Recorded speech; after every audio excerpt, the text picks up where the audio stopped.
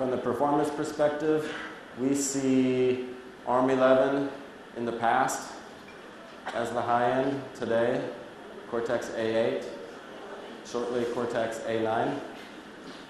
And we see manufacturing technology continuing to advance and deliver benefits to the user. And here we see a plot of the performance delivered by a dual Cortex A15. Compared to today, Cortex A8, approximately 5 times the performance.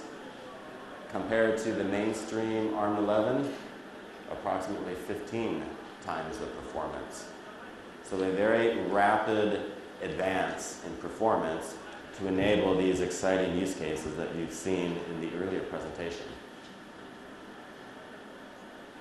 From the power efficiency, it is about efficient performance, about rapid execution, about the energy that is under the curve, under the green curve, taken out of the battery. Here we see a comparison between the Cortex A15 and the preceding generations. We see an improvement in execution time, in responsiveness, and when you calculate the area, the energy under the curve, we see an improvement in power efficiency as well.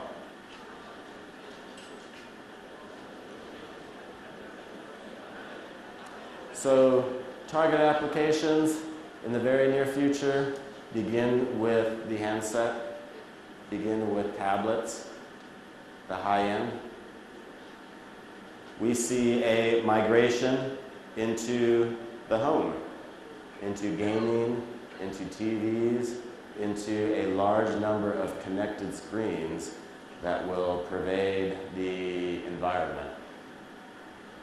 We see increasing number of processors applicable to infrastructure applications, 8-way, 16-way, very, very high performance, dense computing solutions.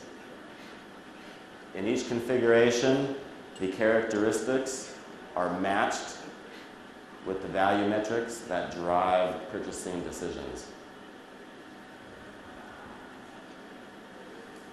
Regarding new functionality, the Cortex A15 delivers virtualization. This enables your phone to have multiple personalities. Work, home, family. Perhaps these personalities will move to another, from your handset to your TV. This is enabled by virtualization. This functionality, this software, the data sets that we see today drive a demand for increased memory. Many consumer devices are approaching 4 gigabytes, have 4 gigabytes in view. Many low-end desktops already ship with more than 4 gigabytes. The Cortex A15 enables 1 terabyte of memory to be physically addressed to support these use scenarios, the software and the data sets that are involved. Reliability is important. On the enterprise, on the infrastructure side, it's about uptime. It's about not making mistakes. It's about error detection and correction and fault recovery. We have added these capabilities into the Cortex A15 for that purpose. However, we see the migration of those capabilities into the consumer space. Day-to-day reliability of the device will become more pertinent to the user experience, the confidence, the capabilities of the device. In the infrastructure side, the Cortex A4 brings AMBA4 bus interface. It is the first processor to implement AMBA4. This brings coherency from the processors into the system. This enables multiple clusters of processors. Here we see 8 Cortex A15s. We see coherent graphics, security accelerators, and this coherency is about efficiency. 2 areas of efficiency. Number 1, programmer productivity. Software does not need to manage data coherency. The hardware takes care of it, more effective from software perspective. It also reduces the off-chip transactions, and this is about power and potentially performance bottlenecks. So this is an improvement in multiple respects. Now, I've spoken a lot about processors, and I love processors. But our customers require us to shift our focus higher, to look at the system level, at the subsystem level. They are insisting we look at a more holistic view, including the processor, the graphics, system MMU, so that accelerators can operate in virtual address space, trust zone in the system. We also look at system level IP, interconnect, memory controllers, and we look at tools and techniques to explore the performance and understand architectural trade-offs of actual systems.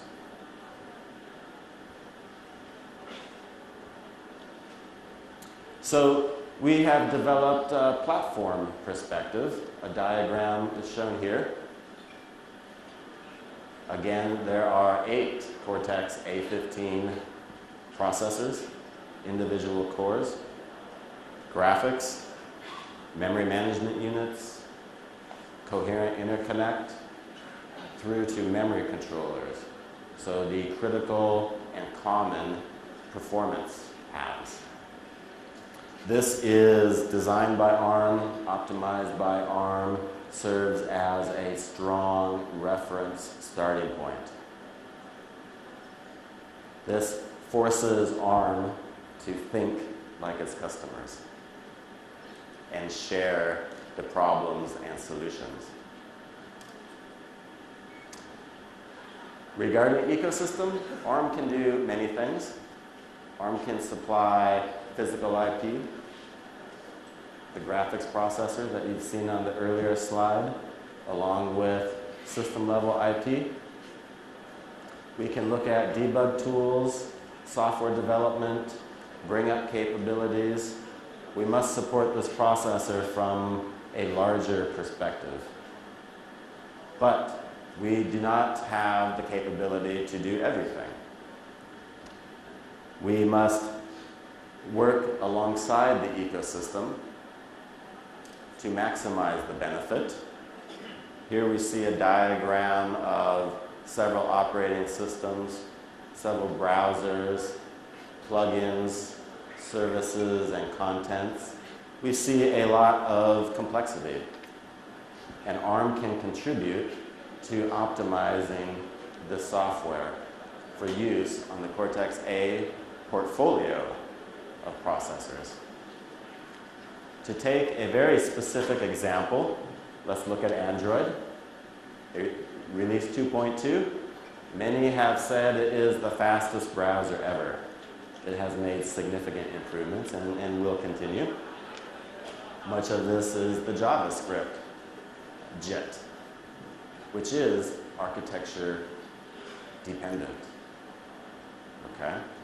We have contributed resource, contributed expertise, contributed code around native development kits for performance-intensive applications.